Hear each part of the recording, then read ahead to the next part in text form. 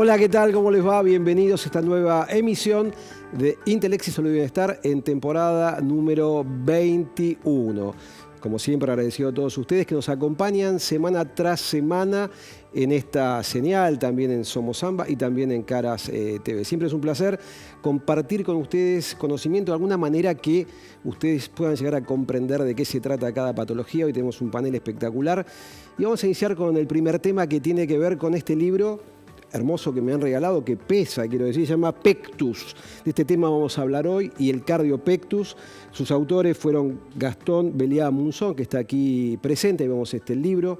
También el doctor Manuel López y el doctor Marcelo Martínez Ferro, ex compañero mío en la residencia de cirugía. Así que es un placer tenerte acá, Gastón. Gracias por haber venido.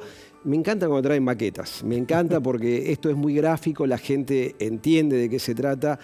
Y para meternos en el tema, la gente dice pectus. ¿Qué es pectus? Gracias, Guille, por la No, invitación. un placer. Pectus es una malformación de la pared torácica, que puede tener varias formas. Uno es hacia afuera, que es carinatum. Es lo que dice el pecho de paloma. Pecho de paloma. Bien. Uno es hacia adentro, que es lo que estamos viendo ahora, que es excavatum. Párate si querés y después Sí. vamos con la maqueta. Entonces, Este es el pecho hundido. Hundido, digamos. los tres son hundidos. Los tres Este son es el más hundidos. común. Claro. El del medio, que es tipo plato, que es más amplio y menos profundo, es el menos común. Y este es el segundo en frecuencia, que se llama gran cañón, porque se hunde de arriba a abajo. Este es el que uno Tipo ve punch. más ¿no? Sí, porque es como nos pasa que a veces toras como de zapatero, que le dice que está hundido en la parte inferior porque se apoyaban. los zapatos acá. Exacto. Sí, esto se ve comúnmente, uno cuando va a la playa a veces visualiza esto y uno piensa que es simplemente algo anatómico, como decir una persona tiene pelo rubio, o tiene pelo castaño, o tiene ojos claros, ojos oscuros. Uno dice que tiene un pecho más hundido, pero tiene una implicancia desde el punto de vista clínico, ¿no? Sí.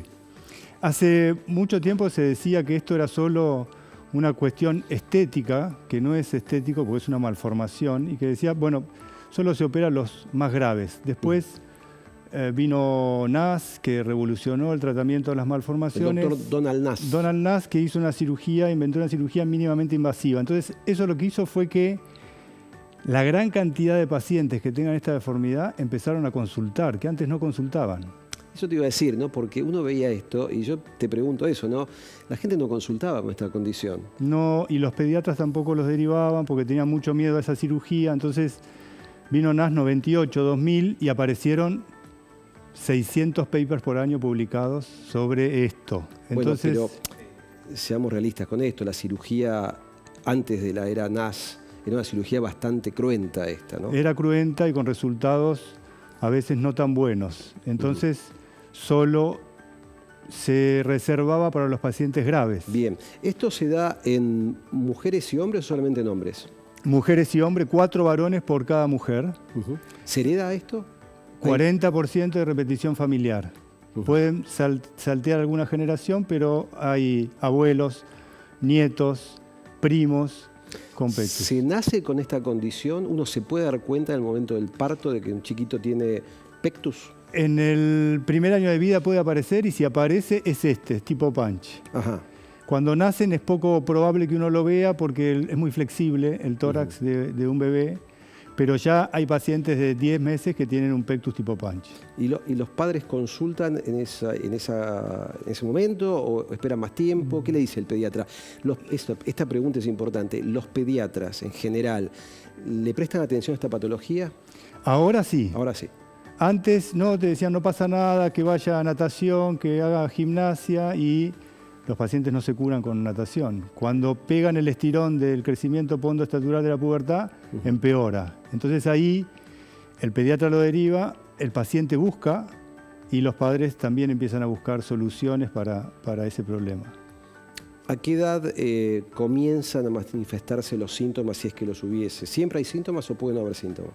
Puede no haber síntomas, pero un paciente que tiene o que hace ejercicio, cuando crece y se hunde, puede manifestar síntomas de cansancio. Por eso es que todos los pectus excavatum son distintos en lo anatómico. Uno está muy hundido, el otro menos, el otro está hundido de arriba, y tiene que ver dónde se ubica el corazón para ver si le va a generar o no le va a generar síntomas. Entonces es una patología que es bastante diferente de un paciente a otro. Por suerte, hoy hay una forma de estudiarlos y ya sabemos bastante de lo que le pasa al corazón y al pectus excavatum. Acá estamos viendo 3 condiciones, 3 situaciones distintas. Hoy esta es la definición de compresión cardíaca por el pectus. Tipo 0 es que no está comprimido, el corazón está redondo, Claro. pero el tórax está hundido. Bueno, para que la gente comprenda, este es un corte, esta es la columna, este es el tórax, la parte del esternón, digamos, ¿no? Sí. El tórax, el esternón, y este es el corazón. Acá, como decís vos, está la compresión, pero el corazón está Redondito. anatómicamente sin problemas. Sin problemas. Bien. Acá está hundido, en el borde libre del ventrículo derecho. Si este paciente tendría este corazón acá, quizás no está tan hundido. Ajá. Si se mantuvo en el medio y la deformidad es simétrica, quizás se hunde más. Por eso es que es bastante disímil en un paciente y otro. Claro, pero si el corazón, imaginemos que se desplaza más hacia la izquierda, ¿no afecta la capacidad de ese pulmón, del pulmón izquierdo? El pulmón tiene mucha reserva funcional. Bien. Así que los pulmones están afectados cuando el tórax está afectado toda en su forma. El tipo plato, que tiene un diámetro anteroposterior más chico, ese paciente puede tener un funcional respiratorio restrictivo. Bien. Pero es poco frecuente. Lo más frecuente es que el problema sea el corazón y no el pulmón. Perfecto. ¿Y este caso tipo 2? Y este es tipo 2, donde ya comprime el borde libre del ventrículo derecho y la válvula tricúspide, el paso de la aurícula al ventrículo. Desde el punto de vista clínico, ¿qué se puede esperar en este paciente y qué se puede esperar en ese paciente tipo 2? Que se cansen. Que se cansen. ¿Al ejercicio o que se cansen caminando? Por lo general se manifiesta el ejercicio. Y hoy podemos estudiarlos porque primero el diagnóstico de la compresión es a través de una resonancia magnética cardíaca que te dice está comprimido o no. Y te dice algunas cosas, pero no habla porque el paciente en reposo, está acostado así adentro de un resonador. Entonces, después hay que ponerlo a hacer ejercicio. Hay que hacer un ecoestrés y hoy los cardiólogos entrenados en cardiopectus pueden diagnosticar una compresión cardíaca viendo que hay una alteración funcional en la diástole de ese ventrículo. Claro, perfecto. Este es un corazón comprimido, es una reconstrucción 3D. Vos trajiste algo, después si querés mostrarlo, mostralo, ¿no? Ahí vamos a ver un paciente. Bueno, ese es si gira el video, hay un video que gira y se ve la compresión del ventrículo derecho y la aurícula derecha. Mira, acá lo que estamos viendo es esa es la aorta porque está en la parte de atrás. Este es una paciente femenina de 50 y pico de años que tiene una compresión cardíaca severa y derrame pericárdico. Y esa es la visión, ves el corazón, este es el esternón y este es el corazón como late. Y late raro. Y esto es la compresión es esta. Esta es toda la compresión que no debería estar acá, debería estar allá arriba. Entonces el corazón lo ves latiendo que parece que se bambolea de un lado para el otro. ¿Y esto tiene un correlato en electrocardiograma? Esta paciente tiene fibrilación auricular. Ah. Y ahí está operada. Y es el mismo corazón que ahora late de una forma completamente distinta, redondito, y su esternón está allá arriba. Ahora existe este espacio. ¿Esta compresión modifica la anatomía de ese corazón? Digamos, si vos le sacás la compresión, ¿el corazón vuelve a su estado natural o ya queda comprimido? Vuelve, como viste acá se pone más redondo, pero hay estudios de eco transesofágico, es decir, mientras que el paciente se opera, el cardiólogo está viendo por el esófago esa ecografía de ese corazón y te dice, está comprimido esto, tiene disfunción diastólica, tiene gradiente tricuspidio, tiene la válvula que está más chiquita. Y cuando lo descomprimís, te dice esto se mejoró y esto otro se mejoró. Bueno, acá está muy interesante y el después, pero para que la gente lo comprenda, este es un corazón que está comprimido. Y este acá ya está, tiene todo este espacio. Ha recuperado su funcionalidad y su anatomía, digamos, ¿no?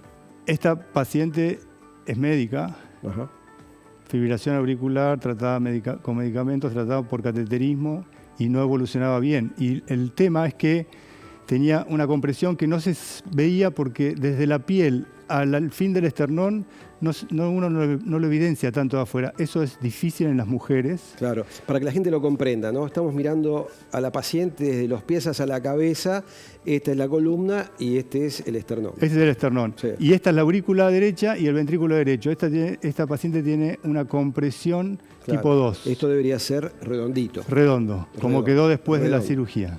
Perfecto, perfecto. Para que se entienda, esto es el esternón y el tórax de esa paciente y tenía la piel acá. Sí. Entonces, su corazón... Gíralo así, la cámara te lo toma, ahí está. Estaba completamente comprimido y esta es la aurícula y este es el ventrículo, que están comprimidos por este esternón que está hundido. Bien. Y esto debería ser redondito así. Así, perfecto. Mostrémoslo cómo es el corazón redondo y esto cómo es el corazón comprimido. Ahora, esta paciente vivió 50 y pico de años así y se fue adaptando hasta que llega un momento que se desadapta. O sea, ¿estos pacientes pueden ser operados a cualquier edad? Sí, cuanto más grandes es más difícil, tienen más complicaciones. La gran pregunta es, ¿cómo estaba esta paciente a los 13, 14? En el momento que ella tenía 13, 14 no teníamos el diagnóstico de la resonancia, no teníamos el ecoestrés.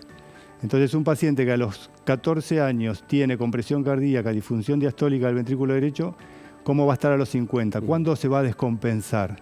Esa pregunta no tenemos la respuesta aún.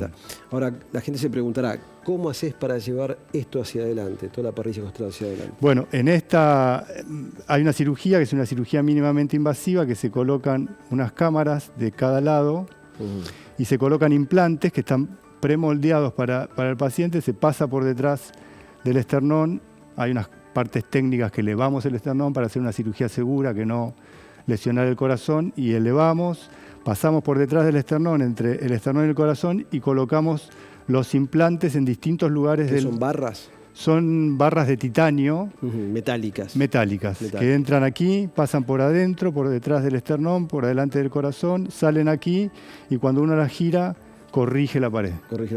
En pacientes grandes, rígidos, a veces es necesario hacer unos cortes en los cartílagos para... ¿Se pasa una barra por cada arco costal o se pasan una cantidad de barras determinada? Se pasan por lo menos dos. Y hay pacientes que necesitan 4. Eso depende del hundimiento que tenga, si está muy hundido arriba, y de la rigidez del tórax. Uno imagina, yo digo solo... Estos, por ejemplo, son pacientes que tienen, antes de la cirugía, su compresión cardíaca tipo 2. Esta es la resonancia, esa es la corrección. Y esta, después de sacar los implantes, lo volvemos a estudiar con resonancia y con ecoestrés, y el 100% de los pacientes hoy mejora con el ecoestrés, y la resonancia el 85% mejora, y del resto bajó de tipo 2 a tipo 1. Hay un porcentaje que queda con tipo 1, pero funcionalmente son normales. Uno se debe imaginar, y yo imagino a la gente también seguramente en la casa, dice, pero esta cirugía debe ser extremadamente dolorosa, ¿o no? Es dolorosa, pero hace 8 años ya que hacemos crioanalgesia, que congelamos, ¿de qué se trata? Congelamos los nervios intercostales, habitualmente del tercero al séptimo de cada lado, acá atrás, que es cuando sale el nervio de la columna, entonces congelamos aquí. Y lo que pasa acá adelante no transmite y no llega a la médula y no llega al cerebro. La gente pensará también, y pues se congela, pero se descongela rápido esto. Se descongela... No, el tiempo de acción de esa acción, que se llama axonotmesis, dura entre 1 a 6 meses. Ah, un montón de tiempo. Sí. O sea que el paciente no tiene dolor. Tiene mucho menos dolor que antes. Es una cirugía... Como ves, se ponen un montón de implantes para corregir y la remodelación. Estas son las barras que vos decías. Sí. 2 barras. 3 barras cruzadas estas dos. Sí. Eso se pone de acuerdo a la anatomía del paciente, a lo que necesita. Bueno, por otro lado, al doctor Aguilar, ¿qué pasa con esto con las resonancias, con resonadores? Si se puede hacer resonancias. Si se pueden hacer o no. O no, doctor, después le vamos a preguntar. Porque es interesante, son preguntas que muchas veces los médicos no sabemos responder a los pacientes. Sigamos. Esto lo tiene entre 2 años y medio a 3, y un paciente adulto entre 3 y 4 años, y después se retiran. Se retiran, qué interesante esto que decís, se retiran. ¿Y cómo sabés si al retirar no se vuelve a hundir esto? Buena pregunta. Se retiraban a los 6 y se hundía el 30%. Entonces NAS, cuando empezó a retirar después de los 2 años, y ahí el 98% ya no tenía recidivas. El tema de los adultos se espera un poco más porque tienen mayor rigidez y hasta los 4 años. Bien, acá estamos viendo un problema histórico, que se desplazaban los implantes. Gran problema y gran alteración que podría generar, aparte de la recidiva, porque acá está el corazón. Claro. Y los grandes vasos. Entonces, si hay algo que se comprime, así que por suerte existen los puentes, que es lo que vimos antes, y desde el 2015 nosotros operamos con puentes, llevamos más de 1000 pacientes operados. ¿Qué es con puente? ¿Es cruzarlos? No, agarra un puente, los implantes y los bloquea. Ajá. Entonces evita que se desplace. Se luxe. 0% de desplazamiento tienen. Bien. Estas cirugías se hacen, me imagino, acá en Argentina. Ustedes hacen muchas cirugías. Vos sos director de MIPECTUS y también sos el jefe de cirugía general en el Hospital Elizalde, ¿no? Sí. Estos dispositivos los cubren la seguridad social, Sí. son cirugías reconocidas, no son cirugías, por supuesto, experimentales. Ustedes tienen una experiencia enorme. No. ¿Cuántos pacientes llevan operados aproximadamente? Nosotros con este sistema de puentes llevamos más de 1000 Más de 1000 pacientes. operados y Es Marcelo muchísimo. desde antes lleva como 3000 pacientes operados. Es un montón. Este es el equipo. Este es nuestro equipo de Clínica Ahí está MIPECTUS. Marcelo. Martínez Ferro. Él trajo la cirugía de NASA a Sudamérica y al país. Sí, yo lo conocí a NASA a través de Marcelo hace muchos años. Sí, hace como bueno, este es nuestro equipo, que años. somos cirujanos pediátricos, cirujanos torácicos, plásticos, cardiólogos, kinesiólogos, anestesistas. Somos un montón. Bien, gran trabajo. Gran Muchas trabajo. gracias. Te quedás con nosotros y te agradezco el libro y la dedicatoria que pusiste. Un placer. Te quedás con nosotros. Nos vamos a hablar de otro tema que tiene que ver también con la cirugía, pero con la neurocirugía. Estamos aquí con el doctor Ezequiel Verdier, que sos neurocirujano, principalmente cirujano pediátrico, neurocirujano pediátrico, y vamos a hablar acerca de la cirugía de la epilepsia. Después vamos a hablar con el doctor Caraballo acerca de la epilepsia, la parte del manejo clínico. Pero bueno, me llamó la atención hace unos días, me llama un amigo, me dice, mirá, el doctor Ezequiel Verdier hace cirugía de la epilepsia. La gente a veces se entusiasma con esto, pero creo que no todos los pacientes serán aptos para la cirugía. De esto vamos a hablar con vos ahora. Gracias por haber venido. No, por favor, gracias por invitarme. ¿Dónde trabajas? ¿En el hospital? Yo trabajo en el hospital público, en el Hospital Gutiérrez. Bien. Y en el Hospital del Cruce. Y bueno, también estoy en el Sanatorio Finoquieto. Estás en el Finoquieto, nunca te vi en el sanatorio. Bueno, está bueno que te hayas... Es una especialidad reducida, digamos. Sí, pero bueno, ha crecido muchísimo. Sí. También ustedes trabajan en el equipo que hacen cirugía del mielomeningocele. Exactamente, sí, cirugía intraútero, ¿no? Cirugía fetal. Cirugía fetal. La verdad que me quedé impactado la vez pasada con el doctor Palma cuando vino acá con la cirugía fetal, donde sacan al feto, al bebito dentro del útero y lo operan y después lo vuelven a meter. Sí, es muy interesante. Impresionante. Bueno, contanos cómo te metiste en el mundo de la cirugía de la epilepsia y quiénes tienen indicación de cirugía. Bueno, la verdad que sí es algo muy interesante. La neurocirugía abarca un montón de patologías. Sí. Lamentablemente, en pediatría, una de las cosas que nosotros vemos es que uno de los síntomas iniciales son las convulsiones. Entonces, muchas veces el síntoma inicial o por lo que consultan los pacientes es porque tienen una convulsión. Entonces, lo empezamos a estudiar.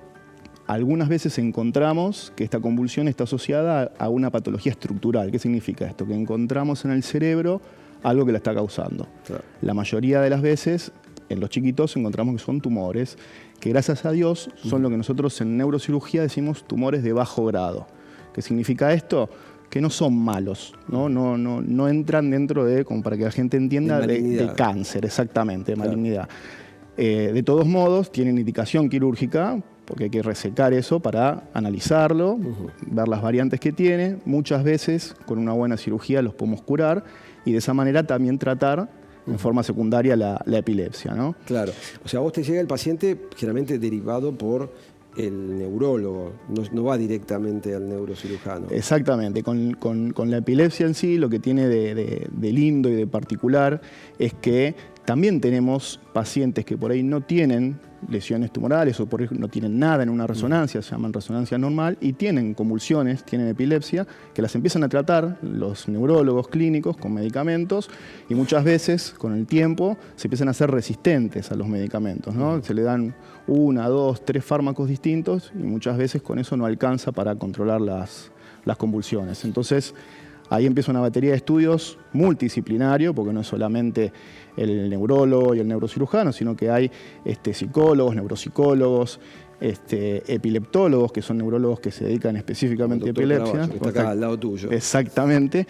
Y bueno, hacemos un estudio en conjunto y tratamos de buscar esto que se denomina zona epileptógena, que es lo que empieza a iniciar, lo que genera el inicio de una crisis, y a veces tenemos tratamientos quirúrgicos en el mismo cerebro y algunas veces tratamientos quirúrgicos que son más bien paliativos, que por ahí no son estrictamente en el cerebro, sino son con dispositivos, que uno de ellos es un dispositivo que colocamos en un nervio del cuello, del lado izquierdo, que se llama nervio vago. Justo acá traje unos electrodos, que es lo que se colocan, que son muy chiquititos. No sé si la cámara lo... Que son unos hilitos. Exactamente, son como 3 rulitos, sí, que nosotros los colocamos en un nervio del cuello y por debajo de la piel lo colocamos a un generador. Acá. Sí. Ahí llevamos todo ese cablecito del cuello hasta la zona acá al lado de la axila, lo colocamos a un generador como un marcapaso y eso genera unos... Todo conectado al marcapaso. Exactamente, Bien. exactamente. Y hoy con la tecnología tenemos la posibilidad inclusive de estos aparatos hasta programarlos a distancia, cosa que el paciente, a veces en los chicos con discapacidades importantes, son difíciles de trasladar y lo podemos programar también en forma a distancia. Ahora, imagino el impacto emocional para los padres cuando salen del neurólogo, te dice, mira, tiene una tumoración, hay que intervenirlo quirúrgicamente, el impacto emocional que le genera, porque esta cirugía... ¿De qué manera se hace? ¿Hay que abrir el cráneo? ¿Se hace...? Sí. Cuando son pacientes que tienen una lesión confirmada por resonancia y que coincide también con la clínica del paciente. Bueno, ahí estamos viendo una foto. Nosotros... Si querés, parate, nos mostramos un poquito permiso. Porque... para poder llegar hasta acá, estamos viendo directamente nosotros el cerebro. Acá se ve el cerebro, ¿sí? Todo esto es cerebro. Todo esto es cerebro, ¿sí? Y particularmente la epilepsia generalmente se da en el lóbulo temporal del cerebro, que es la parte del cerebro que está en esta zona de acá. Nosotros lo que estamos viendo es esta zona de acá, ¿sí? Para llegar ahí, obviamente, hay que abrir piel, sacar una tapita de hueso del cráneo, abrir una membrana que lo cubre el cerebro, que se llama dura madre, y ahí nos encontramos con esto. Bueno, y eso que vos marcabas... Esto que uno parece una botonera de un ascensor, ¿qué es? Es una grilla, ¿sí? Que nosotros podemos colocar sobre la superficie del cerebro y conectarla a una computadora para ver la actividad eléctrica del cerebro. Y de esa manera nos permite muchas veces encontrar cuál es la zona que está iniciando las convulsiones. Todo esto el paciente está dormido. Dormido. ¿Sí? Completamente ¿Se hace dormido. cirugías con paciente despierto en pediatría? Se puede hacer en pediatría, no, porque necesitamos que el paciente colabore y los chicos... Depende de la edad del chico, ¿no? Depende de la edad, sí, por ahí un chico de 16 años, 17, que todavía entra dentro de pediatría se puede llegar a hacer, pero más chiquitos es un poco más difícil. Es más complicado. Es más complejo, sí. ¿Sería de utilidad que el paciente esté despierto?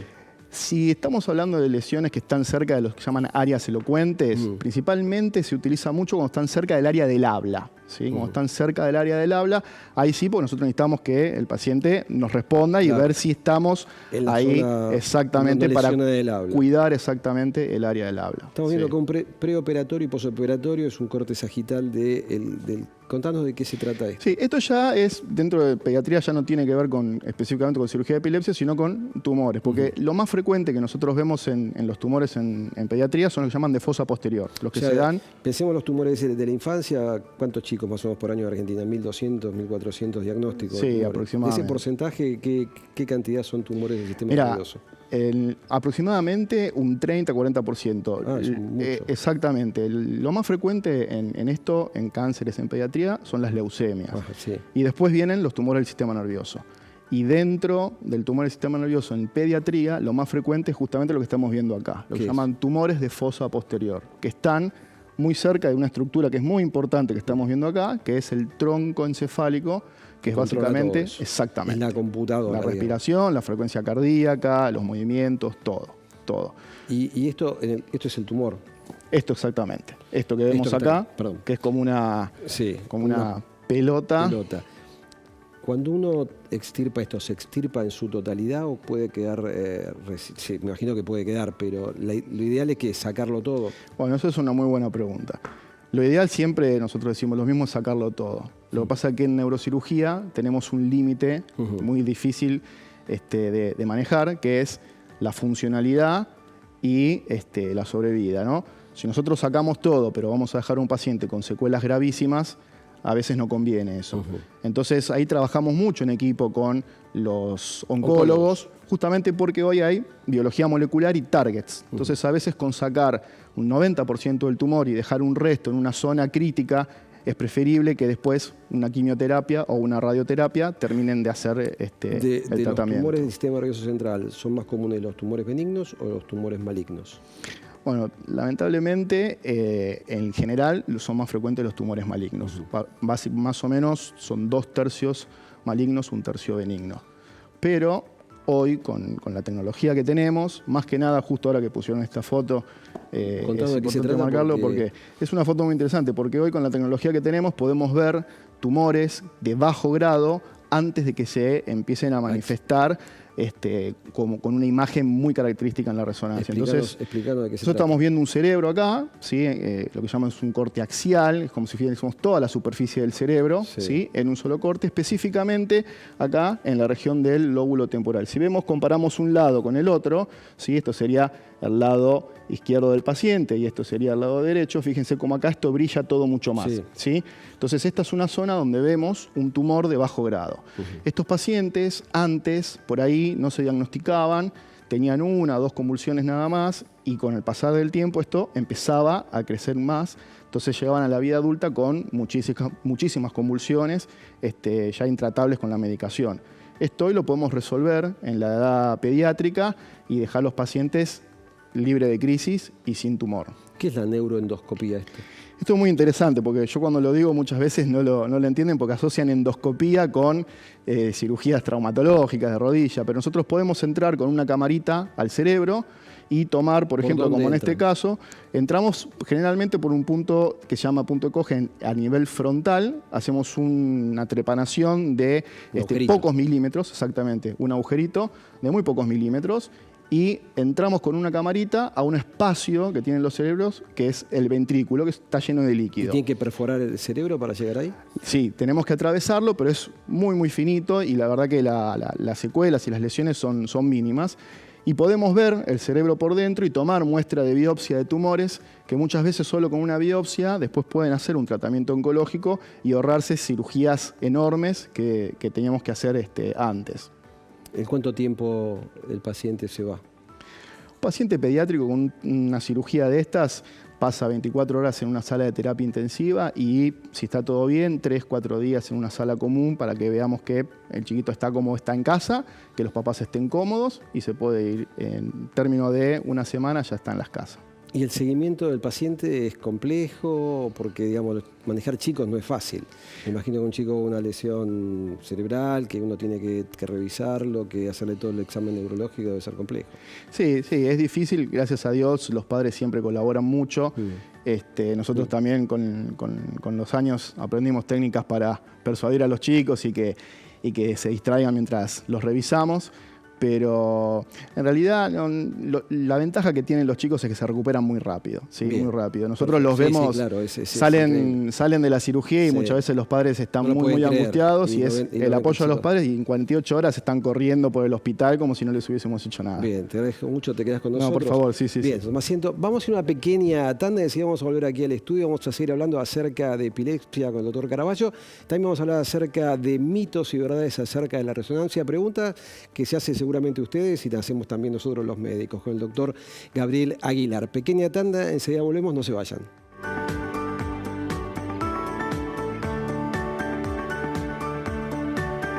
Andar, obra social de viajantes vendedores de la República Argentina. Planes de salud para empleados en relación de dependencia, monotributistas y particulares. Solicita un asesor comercial al 0810-345-0184. Ante la llegada del frío, es importante protegerse de la gripe. Si estás embarazada, vacunate. Si tu hijo tiene entre 6 y 24 meses, vacunalo. Si tenés 65 años o más, vacunate. Saca turno en buenosaires.gov.ar/gripe. Buenos Aires Ciudad. Las patentes otorgan a un laboratorio el derecho exclusivo de vender un medicamento. Es un reconocimiento justo al esfuerzo y la inversión en nuevos tratamientos. Pero en todo el mundo, también en Argentina, hay laboratorios internacionales que buscan extender ese privilegio más allá de la ley. Eso significa más monopolios, menos competencia y precios más altos para todos. La legislación internacional es clara. Las patentes duran 20 años y en Argentina también. Cuando vencen, los laboratorios argentinos producen medicamentos de igual calidad y eficacia, pero mucho más accesibles. Solo en 2023, esa competencia permitió ahorrar más de 2.200 millones de dólares, el equivalente al 16% del gasto de medicamentos en farmacias. Cuidar las reglas también es cuidar la salud de todos. Silfa, los laboratorios argentinos, industria estratégica.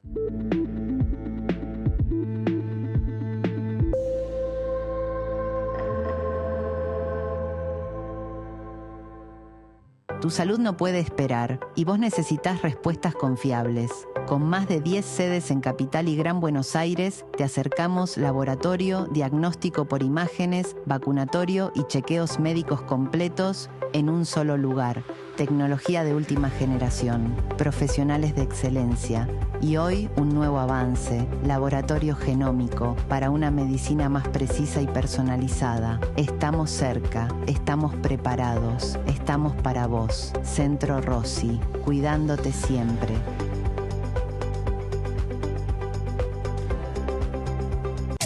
Con la última tecnología y profesionales altamente capacitados.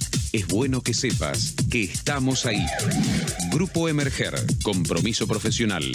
En Medife sabemos que es fundamental la excelencia médica. Eso está representado en nuestro Sanatorio Fino Quieto, que trabaja para poner a la salud en lo más alto. Medife, estamos con vos. En Ciensa desarrollamos soluciones estratégicas que anticipan el rumbo de nuestro sector. Los tratamientos en terapias especiales cambian, los pacientes también. Ciensa, la salud es nuestro compromiso.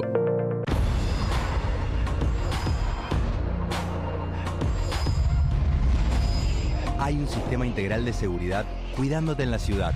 Ante cualquier emergencia, denuncia al 911.